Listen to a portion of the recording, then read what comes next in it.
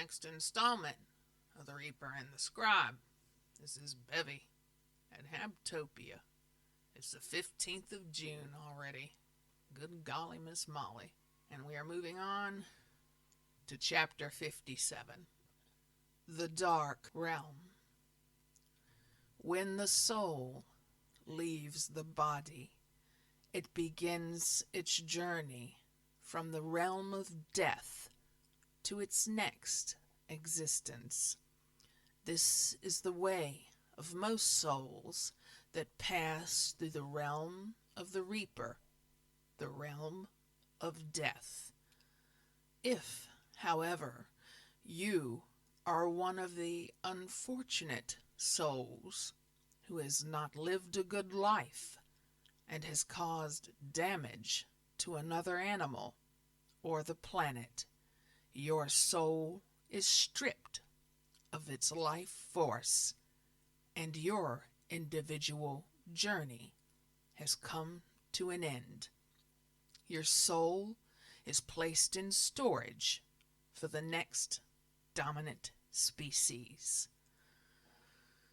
Sadly, with the ways that humanity has behaved, there are more and more of these surplus souls, and the realm where they are stored is filling up. Thousands of years worth of tormented souls, all in one place, and all wanting revenge on the God that put them there. Abandon hope, all ye who enter the dark realm. In the darkest of places, the smallest spark of light can offer you the illumination that you need to carry on.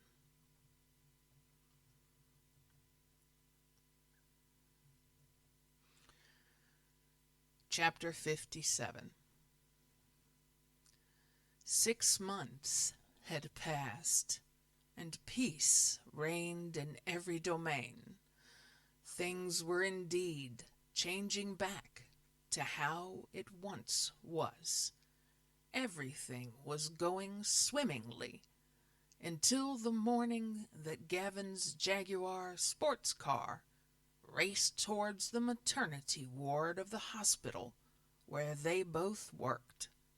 He glanced across at Sarah. She was breathing deeply and starting to show that she was very distressed. "I will have you there soon, Sarah," said Gavin. "No! Stop the car! There's something wrong! Call Tamara!" screamed Sarah. The XK-120 screeched to a halt, leaving smoking tire trails behind the back wheels. Gavin depressed Tamara's button on his phone. Instantly, they were transported to the list maker. "What has happened?" asked Tamara. She started breathing heavily and wanted to push. "But it's too early," replied Gavin. "I was expecting this," said Tamara. "But she is only 7 months." "I know. Let's have her here with me. Come on, little one. We are going to a familiar place," said Tamara as Sarah fell unconscious. "You come too, Gavin. We may need you. She cannot possibly have this baby in human form. It would mean the end of both mother and child." Tamara picked up her sister with one arm and took hold of Gavin with her other. Within seconds, they were in a different realm, and all three were in warrior mode, but bereft of weapons. Sarah returned to consciousness. Her pain and distress had left her. She gazed into her sister's eyes and said, "Why are we here, Tamara?" "Because, little one, you nearly had your baby early, and you were going to deliver him in human form, which would not have been a good idea." "I didn't realize that," said Sarah. "Yes, sister. To have this baby, you need to be in warrior mode. And there is only one midwife capable of delivering this wonderful creation that you are nurturing," informed Tamara. All three of them walked down a leafy path with weeping willows creating a parasol against the sunlight. Above them, birds were whistling in the trees, and the sounds of frogs croaked from the stream at their side. The dappled spots of light danced along the stream that paralleled the path that they walked. The gentle forest sounds were soothing to Sarah's ears. The three warriors came to a clearing where an old woman stood. Although elderly, she was beautiful. Her skin showed no wrinkles. Her long white hair parted in the middle, flowing down and over her shoulders, then down her back. Her hair was adorned with all kinds of natural trinkets, such as feathers, pearls, and jewels. Her white gown was long and elegant, and shimmered in the dappled light. She wore a headdress, again made from natural things, such as feathers and flowers. At her feet was an array of small animals, and hummingbirds, dragonflies, and butterflies hovered around her head. In her left hand she held a long staff with a crystal at its top, and ancient writing along its shaft. She held out her other hand to Sarah. Sarah's face lit up as Tamara knelt down on one knee and said, "Mother, behold your daughter with the unborn child." The woman took hold of Sarah's hands, and the two giants embraced.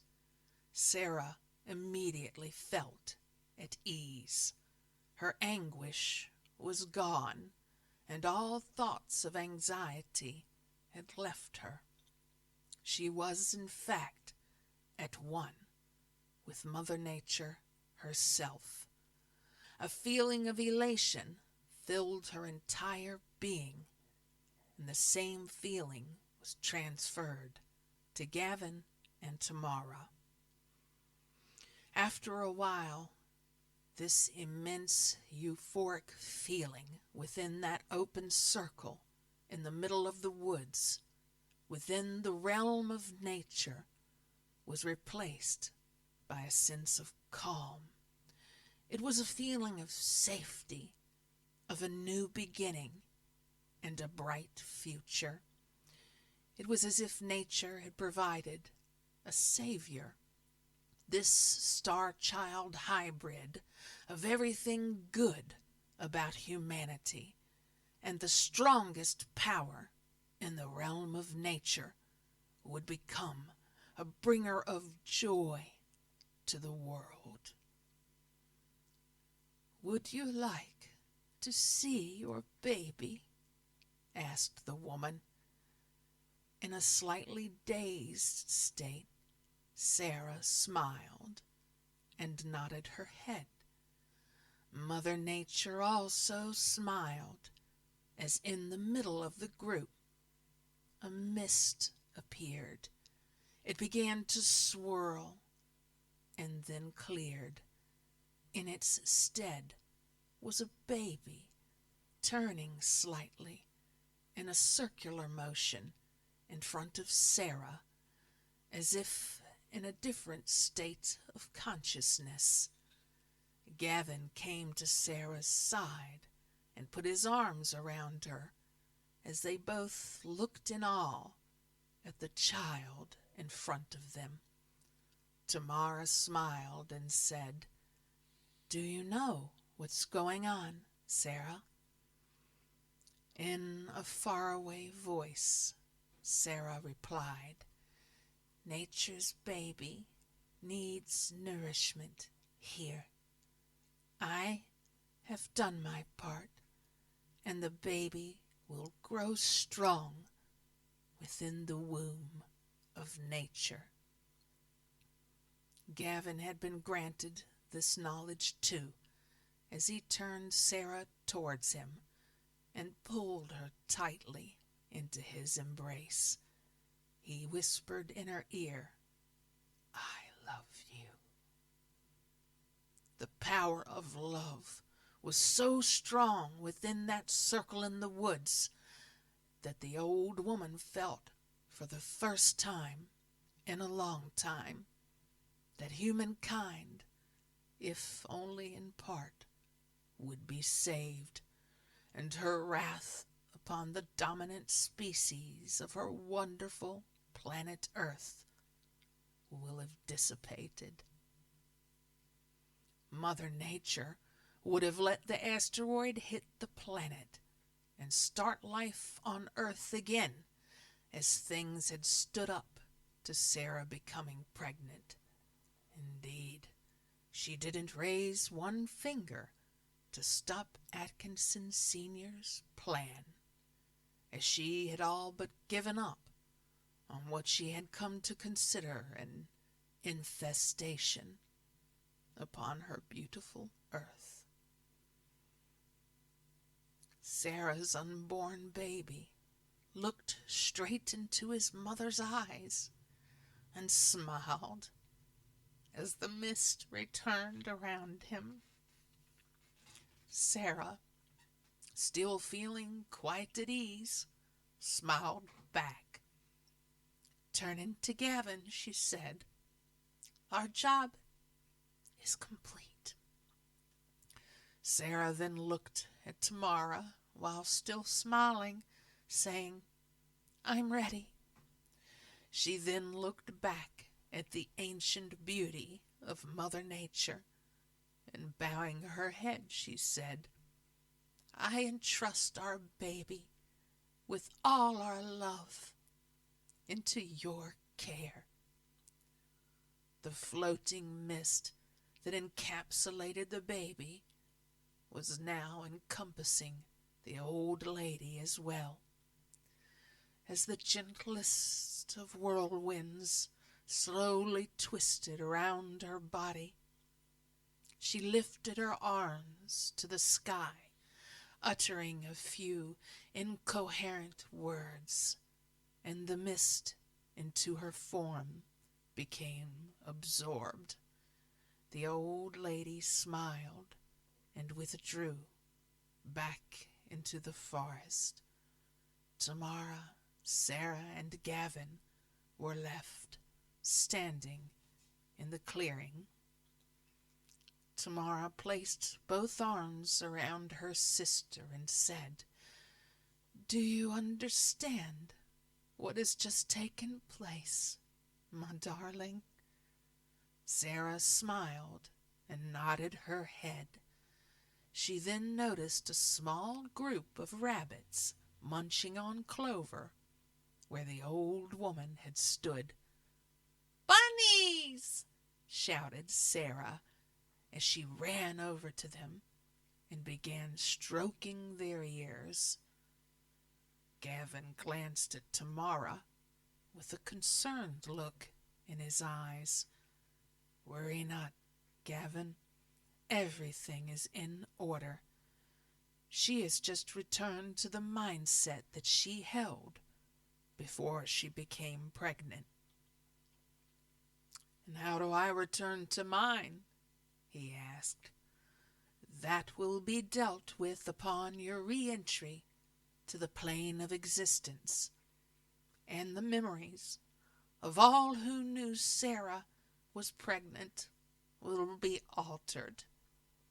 Your friends will no longer have any knowledge of it. Your and Sarah's memories will be having conceived the child and delivering it to nature on this very day. You now possess a pleasant memory of love and the knowledge that you too have a child within the realm of nature, a child of utmost importance that will one day be back in your lives when the world needs him most," explained Tamara. Gavin walked over to Sarah, took her hand, and pulled her to himself. "Come on, you. Time to say goodbye to the bunnies. I think it's time we went home." With that, Tamara depressed the button on her phone, and the opening in that enchanted forest was left with just a few rabbits chewing away on the lush green vegetation. Gavin and Sarah found themselves parked at the roadside in their Jaguar. "How do you feel, Sarah?" "I feel great. We should do that again. That was the best love-making we have ever done," she answered, with a flush in her cheeks. "I must concur," said Gavin, with a satisfied smile on his face. The two embraced once more, and both had the sensation that they had just taken part in something monumental. John Smith sat back in his chair, with his feet on the desk. Dixie was sitting opposite him, scratching away at that night's list. Smith was mulling over all that had transpired since that night at number 3 Lindale Mews, when he opened a 12 by 12-inch box made of skin. A smile curved his lips as he remembered that very frightening night and the days that followed. The John Smith of now bore no resemblance to that frightened mouse of a man back then. For now, he was confident of his position, and his work was important. He was the Reaper. He was at ease with what he had to do, and he was good at what he did. He dispatched lives without a second's thought or care. John looked over at Dixie and said, "How are you taking to your new work, Dixie?" "I love it, sir. It is still hard for me to believe that I am here doing what Tamara does." "Are you finding the work enjoyable, or is it difficult to do?" he inquired.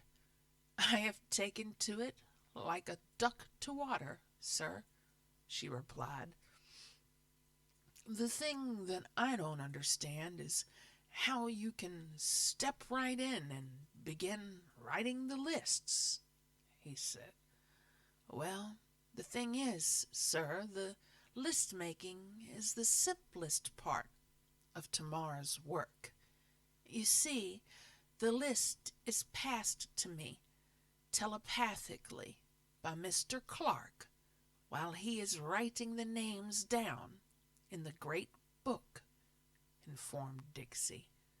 "I see. So you write my list down through dictation and then pass them to me." "It's not exactly that simple, sir. I must cross-reference the names with their allotted mortality numbers. It would be impossible for Mr. Clarke to cross-reference all these names in his realm, because human names are just a small part of his work. It makes sense that all the list-makers do the searches for their own species in their own realm," she said.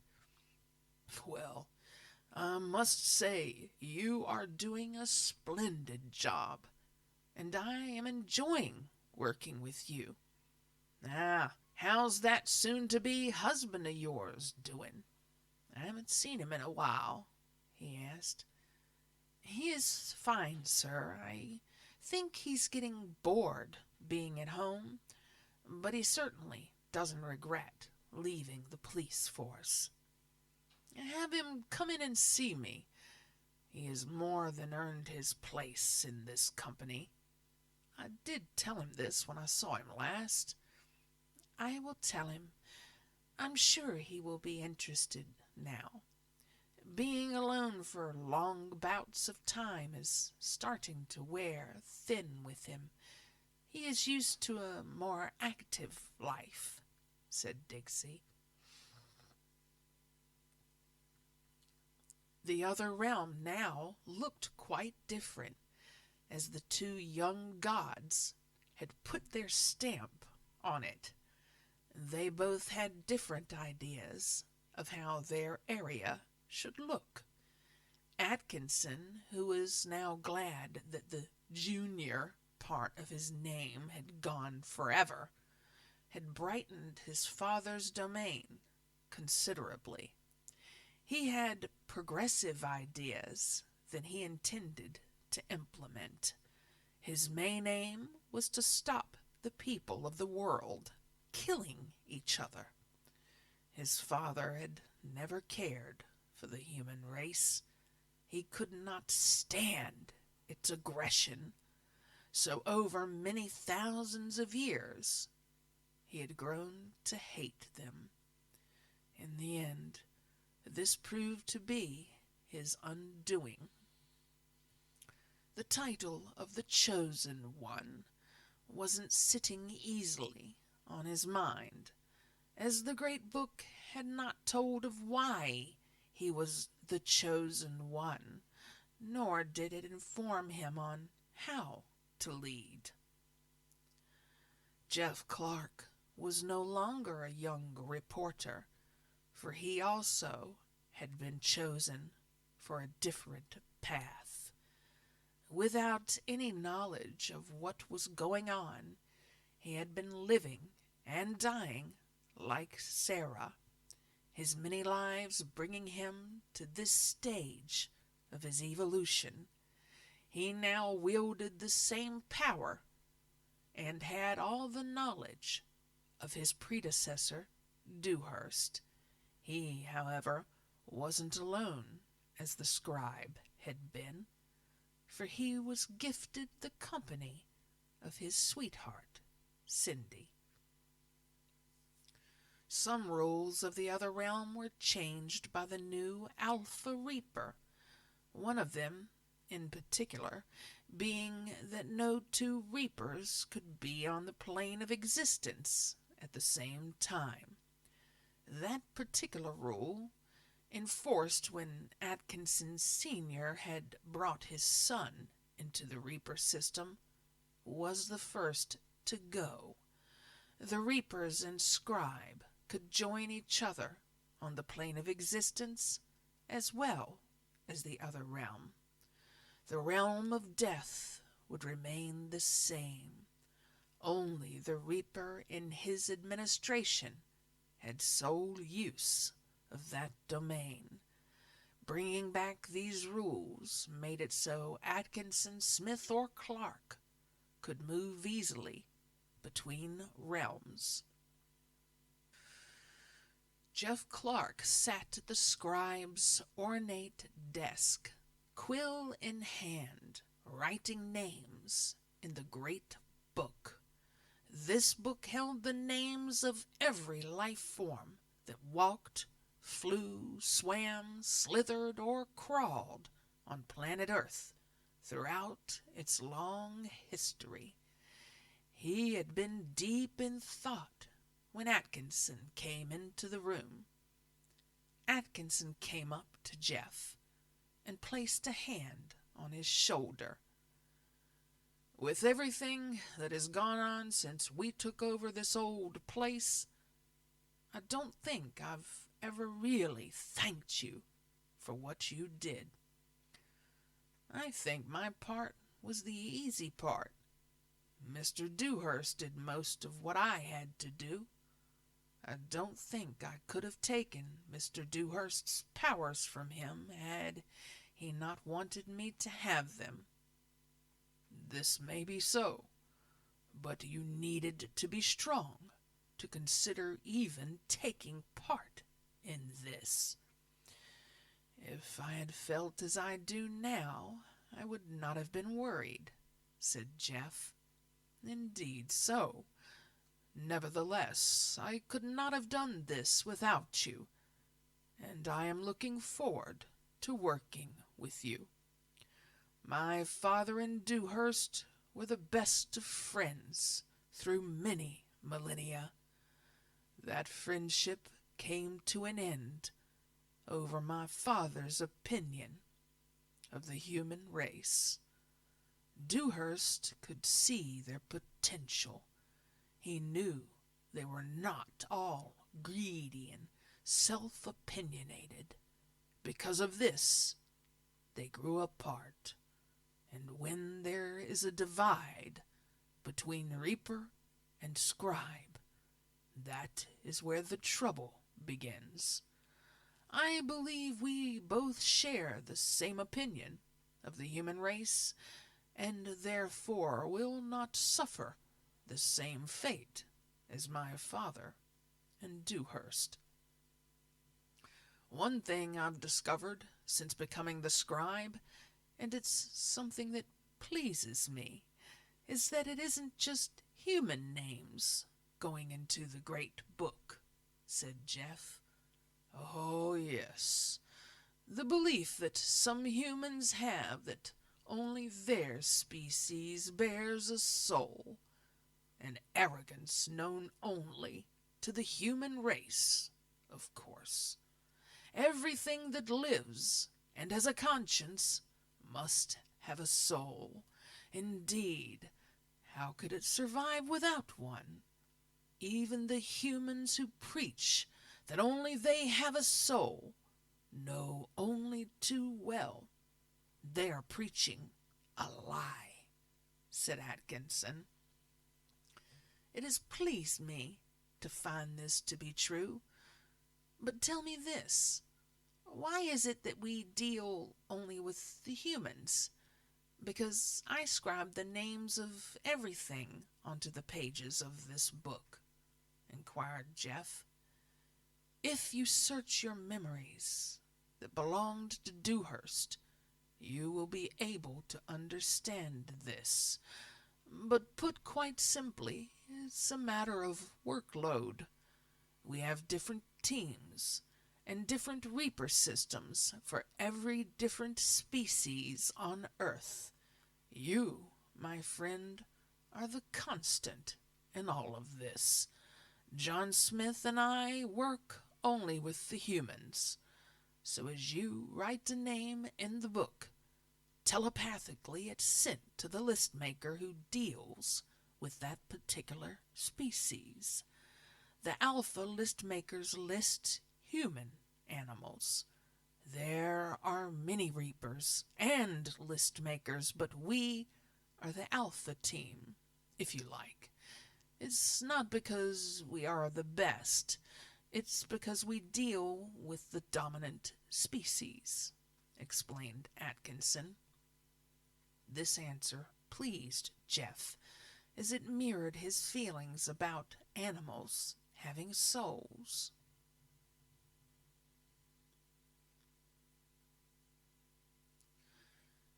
Chapter 58.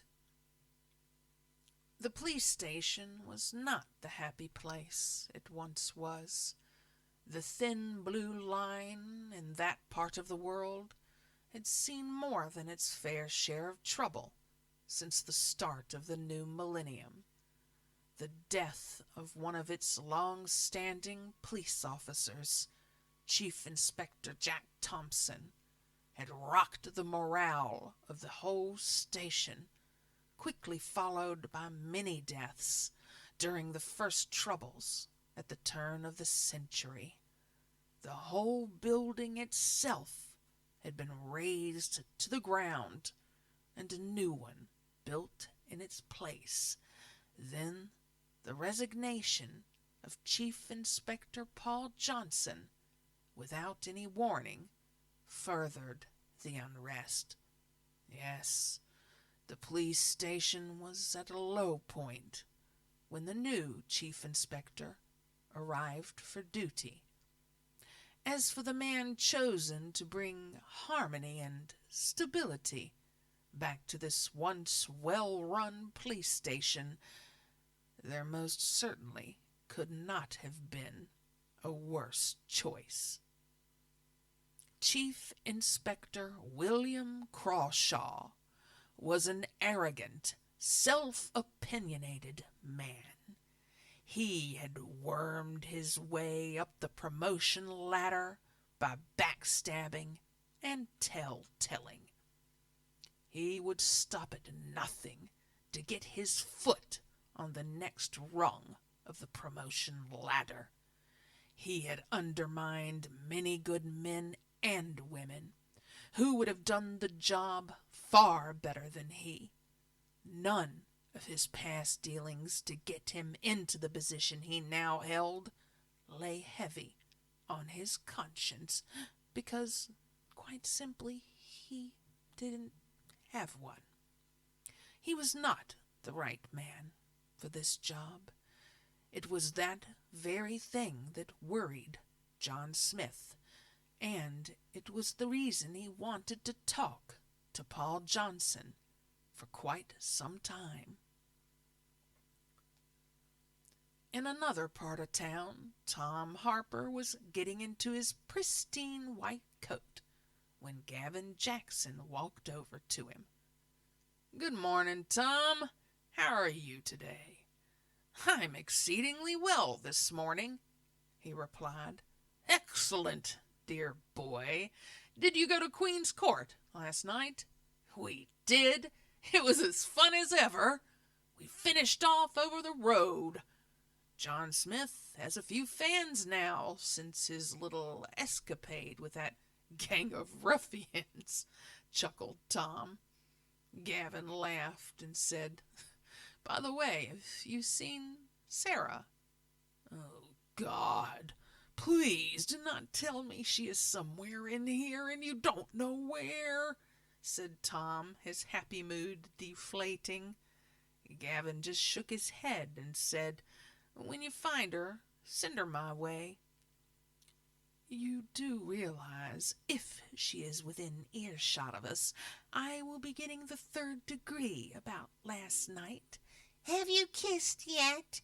Are you in love? Etc., etc., etc." Gavin just walked away laughing, leaving a very worried Tom Harper peering around the laboratory. "Well, have you kissed yet?"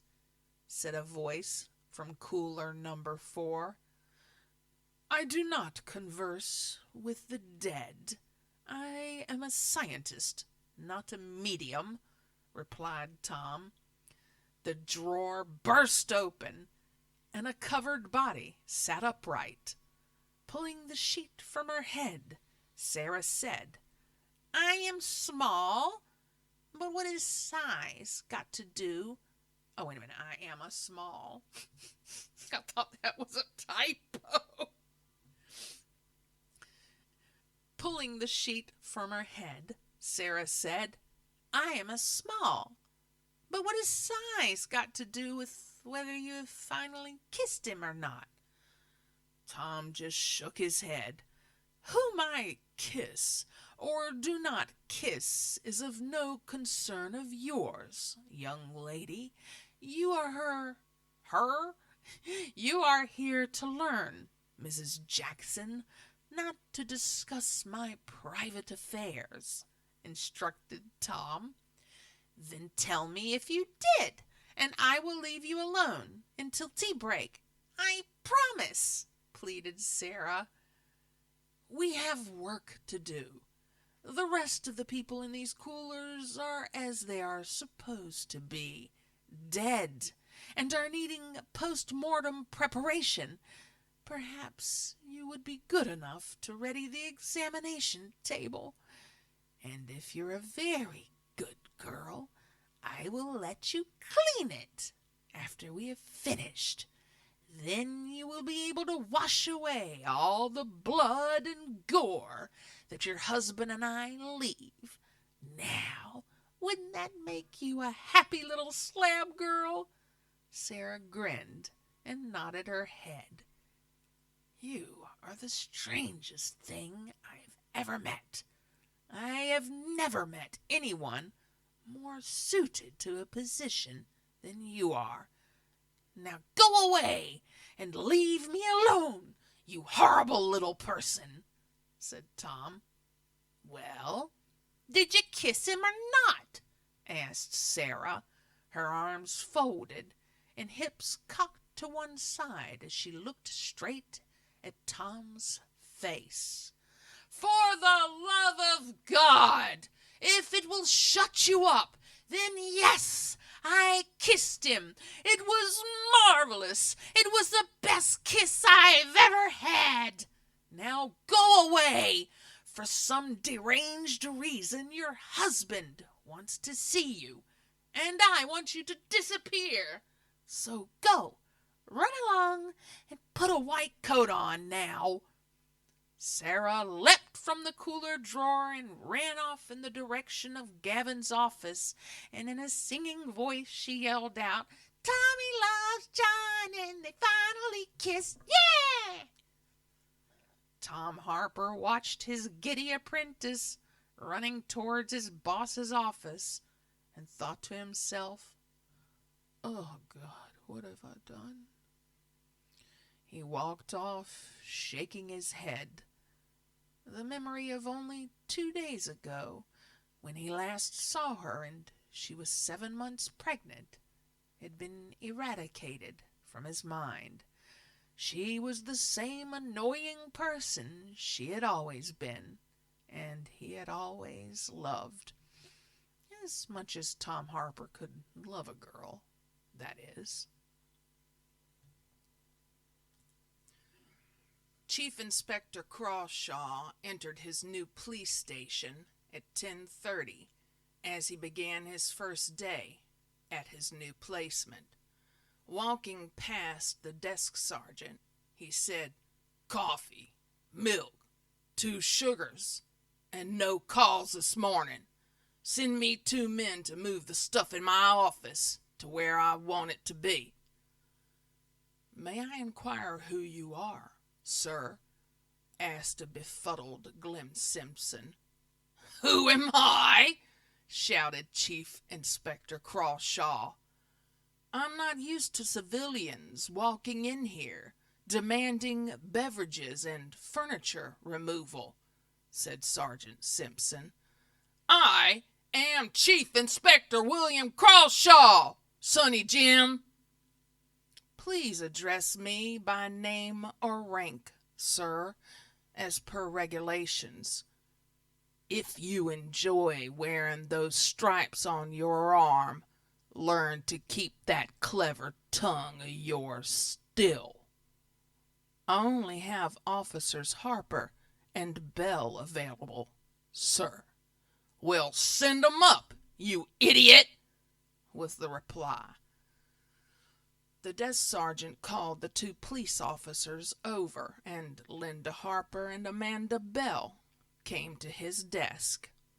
Upon seeing them, the new chief inspector was outraged. He came back to Sergeant Simpson and said, "I said 2 men." "With respect, sir, we do not have men and women. We have police officers, all of whom are capable of doing the same job, be that police work or office removal. Now listen here, Sonny. Send the 2 girls out to help children cross the street and bring me 2 policemen," demanded the outraged chief inspector as he turned and climbed the steps to his office. The 3 police officers were left standing, looking at each other in total disbelief of what they had just witnessed. "Do guys like that still exist?" asked Linda Harper. "You 2 are police officers. Police officers hear abuse every day," replied Glenn Simpson. "Yes, Sarge, but we don't expect it from our superior and our own police station," answered Amanda Bell. "And you don't have to. I cannot tell you what to do either way, but if you take it further, I did witness the event. Now, do you want to help people cross the road while I get 2 men to do the work like the chief inspector asked me to, or do you want to do the work yourselves?" asked the desk sergeant. The 2 police officers followed their superior up the steps and knocked on his door. The front desk phone rang. "What is the meaning of this?" growled the new chief inspector. "I distinctly asked for 2 men." "I know you did, sir, but we both know you are not allowed to make such a sexist remark, and, begging your pardon, sir, but what you said was sexist," reminded the desk sergeant. "I will have your stripes for this," shouted the angry chief inspector. "Again, with respect, sir, no, you won't.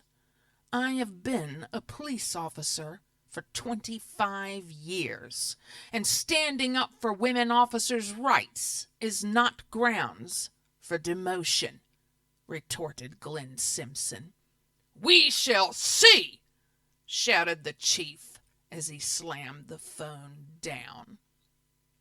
Looking at the 2 police officers in his office, he said, pointing at Linda Harper, "You, get me a cup of coffee, and you, bacon sandwich, and don't take all day about it." The 2 police officers left the office and marched down to the front desk, where their sergeant was standing, and said in unison, "We want to make a formal complaint." The desk sergeant gave them the relevant forms, and the new chief inspector didn't receive his sandwich or his beverage. In his office, Chief Inspector Crawshaw began to go through the drawers of his new desk and found the bottom left-hand drawer to be locked. Having checked his bunch of keys, he discovered there was no key for the drawer, so he forcibly opened it.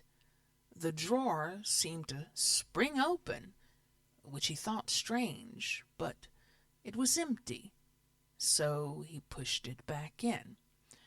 Strangely, it sprang open again, as if something was stopping it from retracting.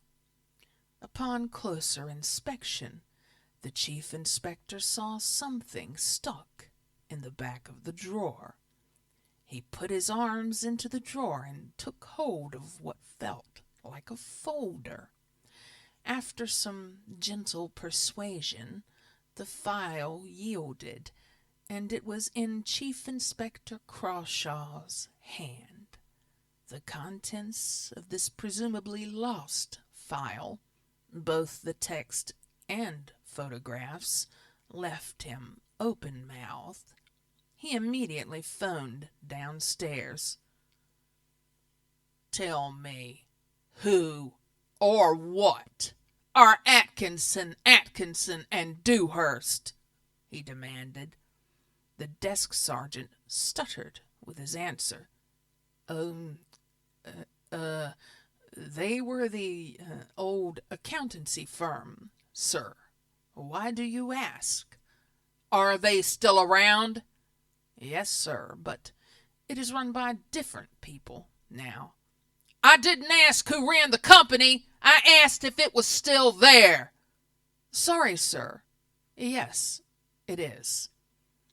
Chief Inspector Crawshaw slammed the phone down, removed his dark blue suit jacket from the back of his chair, put it on, and left his office, holding his new acquisition. He walked straight past the front desk and out of the door. At Atkinson, Smith, and Clarke, Paul Johnson arrived to see John Smith. Mr. Braithwaite had shown him to the Reaper's office.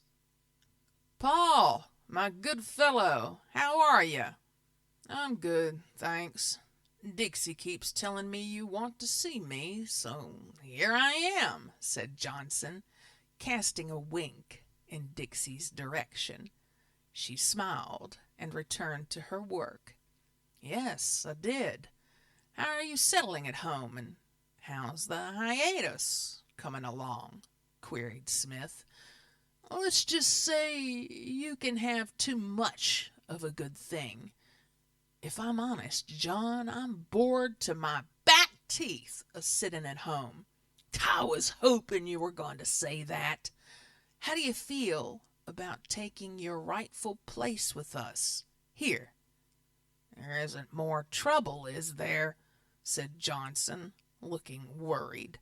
"No, not as such. You just earned a place with us, and I am extending an invitation to join us," answered John. "What will I do?" "We'll take care of that later, but don't worry. It won't be anything to do with accountancy," said Smith, with a little chuckle in his voice. The conversation was interrupted by a tapping on the door. "There is a Chief Inspector Crawshaw here to see you, sir," said Braithwaite. "Shall I have him make an appointment for the coming week?" the old gentleman continued. John Smith glanced over at Paul Johnson with an inquisitive look in his eyes. "Should I go?" asked Johnson. "No, as you will be the person dealing with this kind of thing in the future, I would have you stay. Do show him in, Mr. Braithwaite." "Very good, sir," said the ancient employee. Mr. Braithwaite ushered in Paul Johnson's replacement. "Can I be of assistance, Chief Inspector?" asked John Smith. "Well, you can start by telling me what he is doing here," said the arrogant Chief Inspector, pointing at Paul Johnson. "Chief Inspector Crawshaw, I am used to my visitors having some manners when they address me, or at the very least being polite. You, my good man, have neither virtue. If you want to talk with me, do so. However, I didn't realize I needed police permission to employ an ex-officer," said Smith. Chief Inspector Crawshaw, not used to being spoken to in this way, felt anger swell up within him. "How dare you talk to me this way?" Who do you think you are? Raged the chief inspector.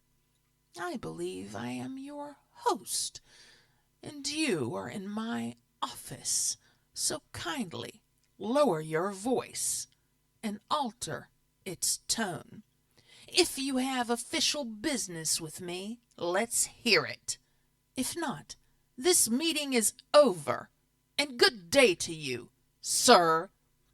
This meeting is over when I say it's over, roared the chief inspector. State your business, interjected Paul Johnson. You be quiet. I'm talking to the organ grinder, not the monkey. Paul Johnson began to laugh. You've been watching the Sweeney too much. Are you trying to intimidate us? Because if you are, you're a joke. With that, Paul Johnson picked up his phone and rang the police station, then asked why the police were interrogating them. The answer was that there was no reason for the police to be there. Paul Johnson looked at John Smith and then turned to their guests, saying, Chief Inspector Crawshaw is leaving. John Smith opened the door and said, Good day, Chief Inspector. Do call again, but don't forget your manners next time. I will leave when I am ready.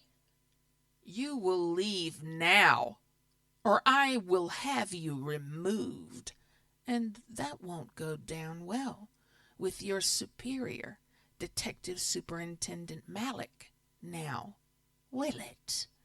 Enforced Smith. The new chief inspector left, promising he would return.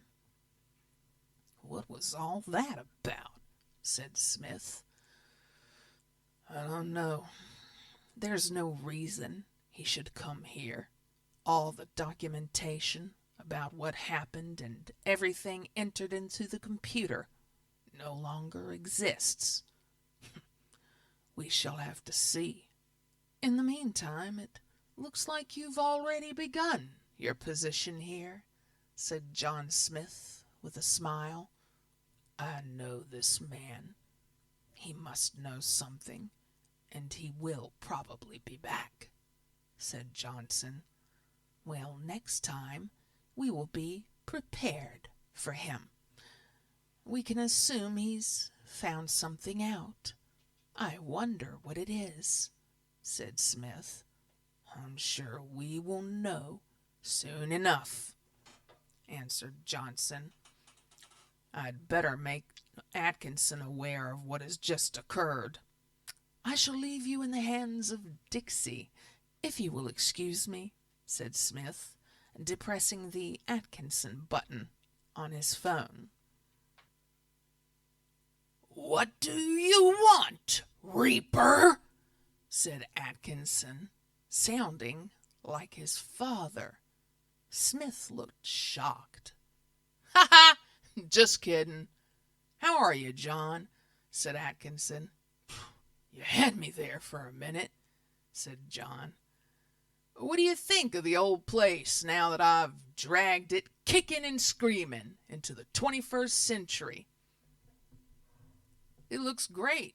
You've done well. I like it, replied Smith. Okay, I guess you haven't come here to discuss my home furnishings. Do we have a problem? Asked Atkinson. We may have, sire. Let me stop you there. We all still exist because of each other, so there are no superior beings anymore. I don't want to hear sir, sire, great one, or my lord. These are titles from my father's reign. We are all friends here, stated Atkinson. John Smith smiled and said, Thank you. But there may be a problem. We think the new chief inspector may be on to us." "What makes you say this?" he inquired. "He has just been to the office and was quite rude." Luckily, I was speaking to Paul Johnson at the time, and he knew what to say. "Is Paul on board now?" asked Atkinson. "Just today I was talking to him about taking his place with us when the new chief inspector came into the office." "Excellent news! For now, leave the new chief inspector to me, and make sure Paul gets a phone. He already has one. I've been trying to get him to join us for some time, so I gave him one as a way of contacting me if he needed to," said Smith. "Good thinking. I shall engage Jeff's, Tamara's, Dixie's, Sarah's, Gavin's, and my buttons on it as well." With that, the meeting was over, and John Smith returned to his office. When Chief Inspector Crawshaw returned to the police station, he sped straight upstairs to his office. He took out the incriminating folder containing old documentation, which also held many photographs. From the last days of 1999, the late Chief Inspector Jack Thompson had added to the file he'd started 25 years earlier. His eyes glistened as the new chief inspector pondered upon how he would use the strange contents of this seemingly plain manila folder to his advantage. The following day started with a spectacular daybreak, with the first rays of sunlight bursting over the volcano on the horizon, but its magnificence could not match the mood of Chief Inspector Crawshaw's mind. He had been up all night and was still in his unchanged office. He, like everyone else, had heard the rumors of the first devastation and giant warriors fighting in this very city. He had, of course, dismissed this as the rampant lunacy of the small-minded people who lived there, but he was beginning to see things quite differently now. His twisted mind was already trying to think of how this could be used to his advantage. It wasn't the earlier notes of DCI Thompson that interested him most. It was the later additions that intrigued him, especially the words Dewhurst, Scribe, Smith, Surrogate, and best of all, Atkinson, Reaper. Was this real? Surely not. The world had almost ended at the turn of the century, and the epicenter of the devastation was right in the very city he was now stationed. No, this couldn't be right, could it? And why would a young chief inspector, with a good career in front of him and an even better history, quite suddenly go and work for an accountancy firm? There was no normal reasoning to any of this, and he was going to find out why. There were other names in that incriminating dossier, and one of them kept cropping up. Dr. Grayson's replacement, Gavin Jackson, the coroner. The new chief inspector decided that he was to be the first on his list, as he couldn't, for the moment, get anywhere near the accountancy firm. The wonderful daybreak was being enjoyed by Paul Johnson and Dixie as well, This was the first time in existence that a list maker had a separate life away from the office. Paul Johnson, however, rather enjoyed having the elementals that came with the job. It meant that, although his partner's working hours could sometimes be long, home life was stress-free, with no chores.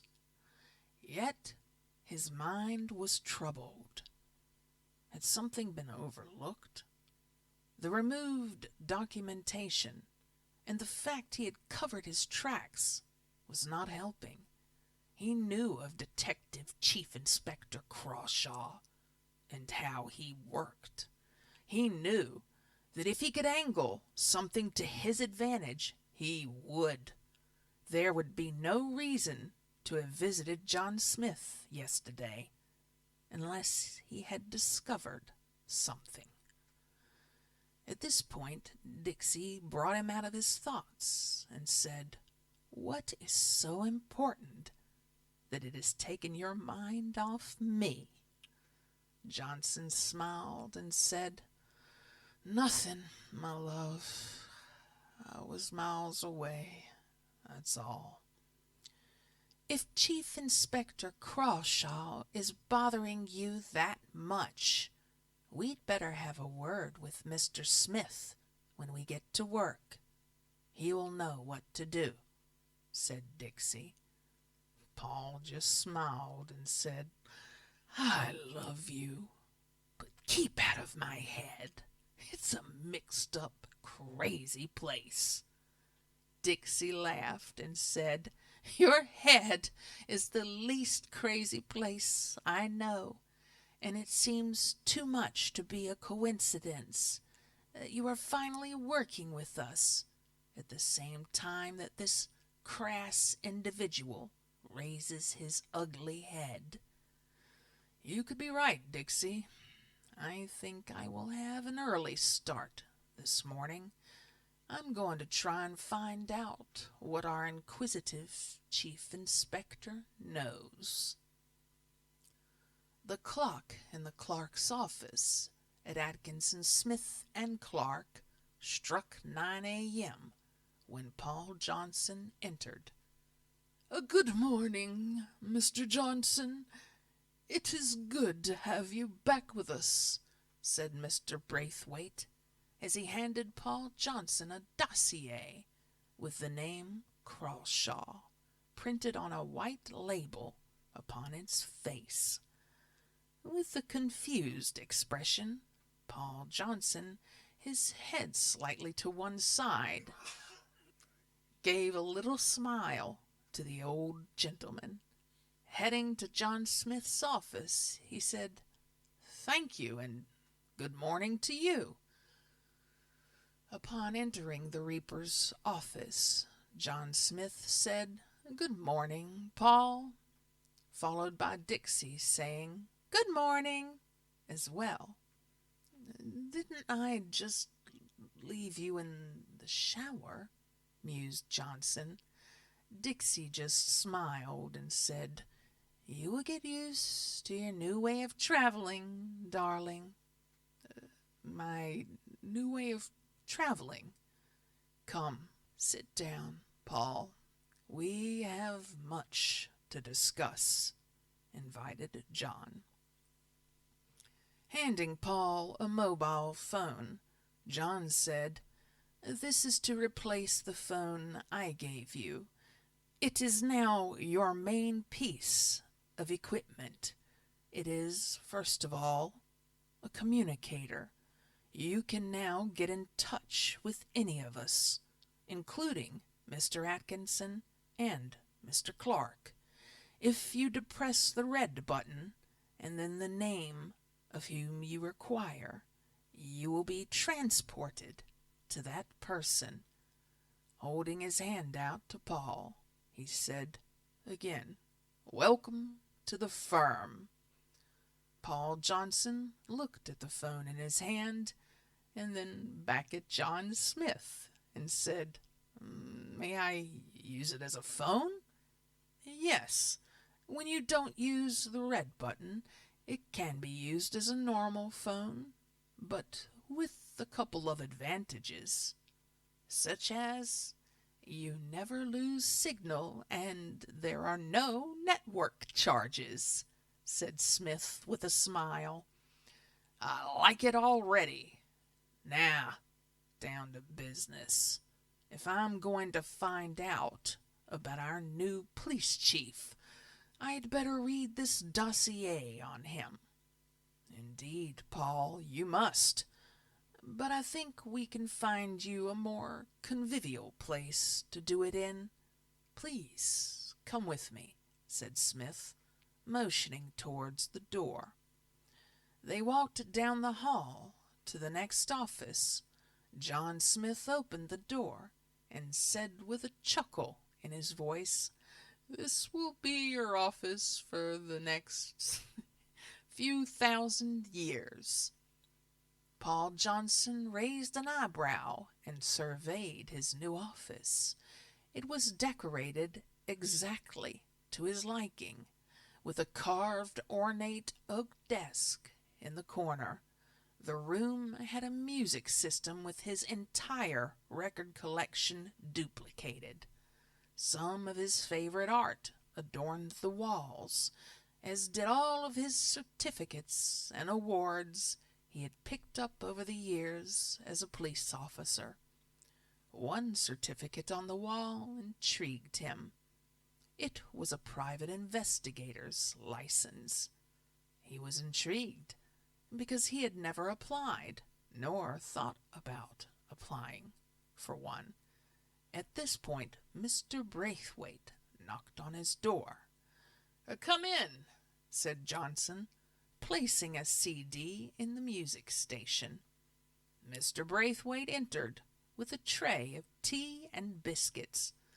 "I have your favorite biscuits today, sir," said the old gentleman, gently placing the tray on his desk.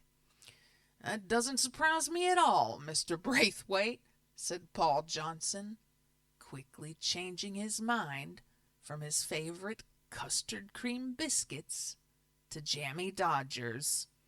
He looked at the plate of biscuits and gave a little grin, as it now had 4 jammy Dodgers resting upon it. "Thank you, Mr. Braithwaite. Will that be all, sir?" "Yes, for now it will," replied Johnson. Paul Johnson sat back in his deep-buttoned leather chair, opened the file on the new police chief, took a bite of a jammy Dodger, and began to read. It certainly didn't make for good reading.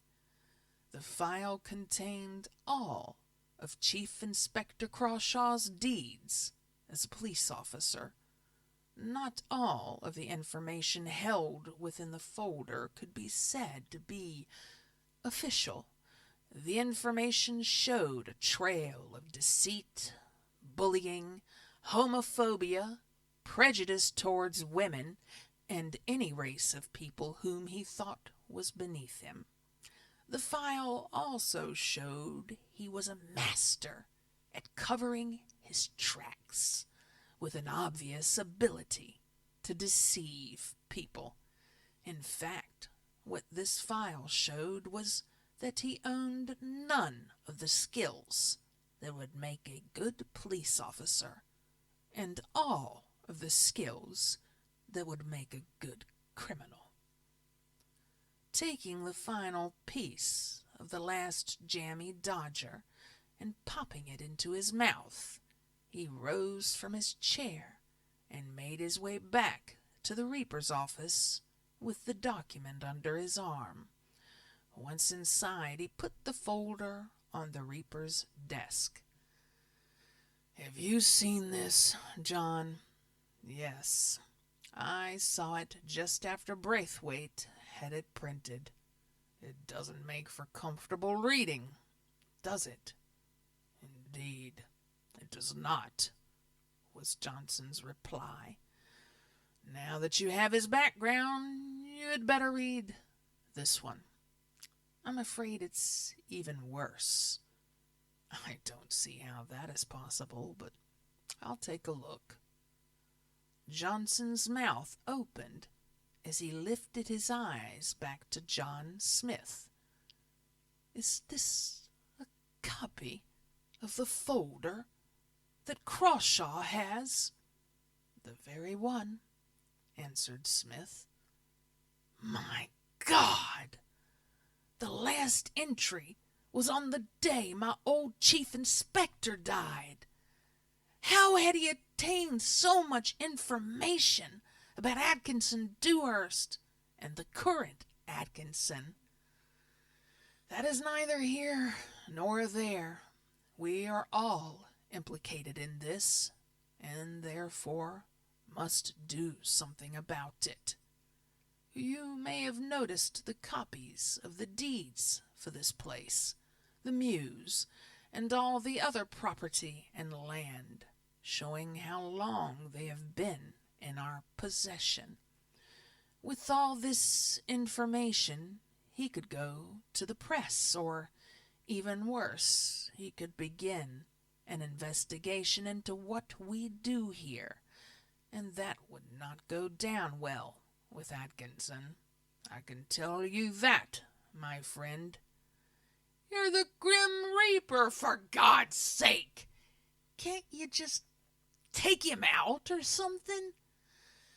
I can't take him out, as you say, until his time is up, and he is on my list, said a frustrated John Smith. Atkinson Jr. did when he first came back. He was killing people left, right, and center. He was working to a set plan, as predicted in the old book, and not a plan for a cover-up, which is what we must do now, answered Smith. I will go through this in detail and come up with an idea of where to go with it. There is an answer to every problem. My old chief inspector taught me that. You're going to be an asset to this old company, Paul, was John Smith's last gambit to the conversation, as he added, The realm of death awaits, and I cannot be the one who is late. With that, the Reaper picked up his scroll from Dixie and left via the great door behind his desk. Paul Johnson looked over at Dixie and said, Was that a grim joke? It looks like I'm going to be busy for a while. Dixie got up from her desk and moved over to where Johnson was standing. She put her arms around his neck, saying, I know you are, my love. If I can help in any way, I will. I don't think joke-telling is Mr. Smith's forte. She gave him a kiss and walked back to her desk, with the folders of incriminating evidence firmly under his arm. He returned to his office, sporting a worried look. In the other realm, Atkinson was alone with his thoughts. He was privy to what had just gone on in the Reaper's office.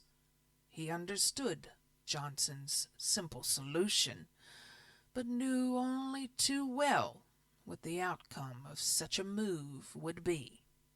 If something could happen to Crawshaw that didn't involve the offices of Atkinson, Smith, and Clarke to terminate his existence, that would be a reasonable conclusion to this bad situation, so he would keep his options open. He wondered how his father would have handled this, and then stopped himself, because life and death were going to carry on as they were supposed to, without interference from his realm.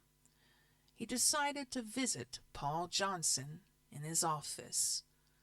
Johnson was looking through the folder when Atkinson appeared.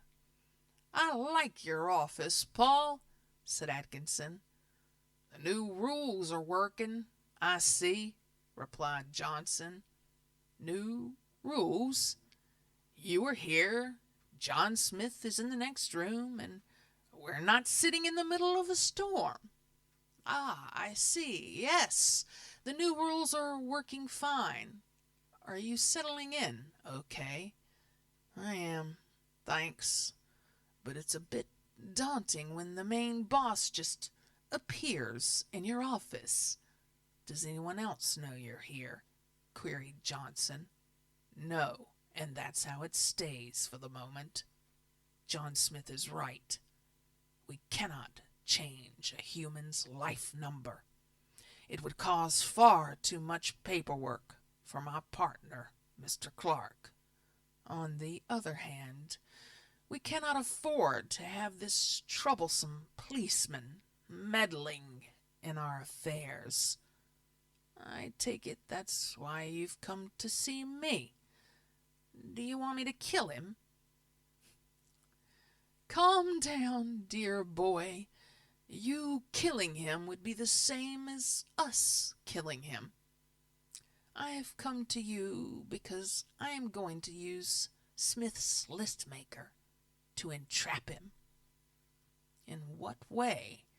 "Remember, she's not just one of your minions anymore. She's about to become my wife. In the old ways, you are all my minions to do with as I please. But I've changed those ways, remember?" "Yes, sorry. What do you have in mind?" In the adjacent office, John Smith had returned from the realm of death, and instantly his senses were off the scale. He looked over at Dixie and said, "Prepare yourself, Dixie. You are about to have an audience with Atkinson." Dixie immediately left her desk to prepare. Johnson looked intently at Atkinson, waiting for his answer, and added, "What can Dixie do to eliminate your adversary?" "My adversary? If only he were the one I had to worry about. This pathetic little human is not our worry.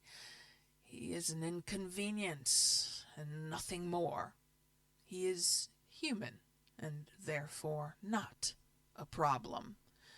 Now that I have stepped on the plane of existence, I am sensing a bigger danger.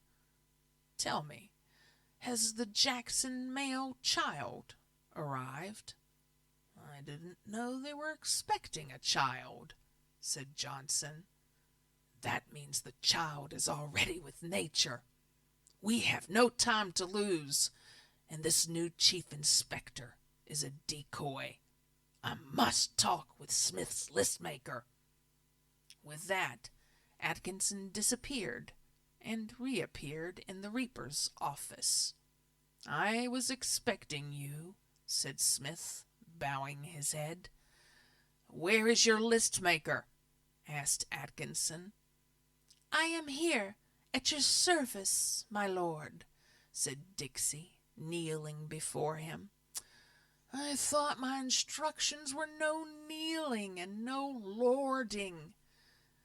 "Thousands of years of devotion to the ancient gods will not disappear overnight," observed Smith.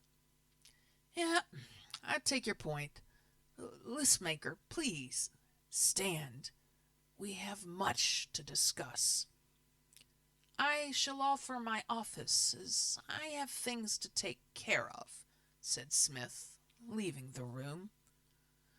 John Smith knocked on the door of the office adjacent to his and walked in.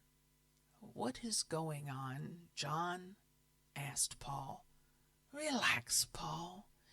You have to realize the girl you are to marry isn't human. and has supernatural duties to perform. One of those duties will be with our new chief inspector. I don't know if I like the sound of this, said Johnson.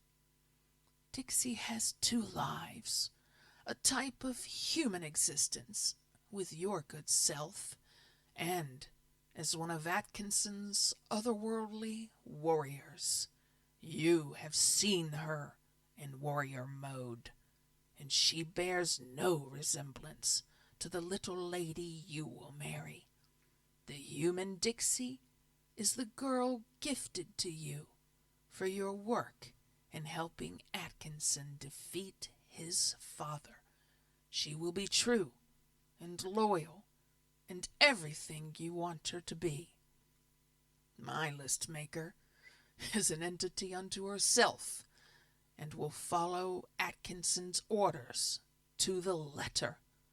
You will have no knowledge or say in her activities in the other realm, instructed Smith. I think I see what you mean, said Johnson. Atkinson thinks Chief Inspector Crawshaw is a decoy. I have also thoughts in this vein. Something much bigger is happening, said Smith. I think it has something to do with Gavin and Sarah, added Johnson. Yes, their child is about to be born, and the outcome will have repercussions for all of existence, informed Smith. I wasn't even aware she was pregnant until Atkinson told me, said Johnson. That is not entirely accurate. You did know, but because of the nature of what was about to happen, anyone with knowledge of the pregnancy had their memories cleared of the baby's existence. I am never going to understand this company, said Johnson. Now you are a part of us. You will, Paul. Believe me, you will. Next door, Dixie was now stood upright, and Atkinson had put her at ease. I want you to work on this new chief inspector, list maker. It would be easy to get Tamara to do it, but this is your time, so it must be you. It'll be like teamwork, because I want you to remove all the evidence he has acquired once he begins to start using it. Then your husband-to-be can prove to his old employers their new chief is not the right man for the job. I won't let you down, said Dixie. Failure is not an option in this case. There is something out there waiting for the birth of this child. Should this child be found, whoever controls the infant will control all of existence, which will include all that we do too. I have not gone through all that I went through to have something else governing what I do, said Atkinson. I will start right away, said Dixie. Do you have a plan? If I can help fight off sea monsters, then I can deal with a troublesome police officer, said Dixie with confidence. I will entrust this matter, then, into your capable hands, answered Atkinson, as he returned to the other realm to inform the scribe as to what was about to take place. Dixie knew this was her time to impress Atkinson, and she would not let anything stop that from happening.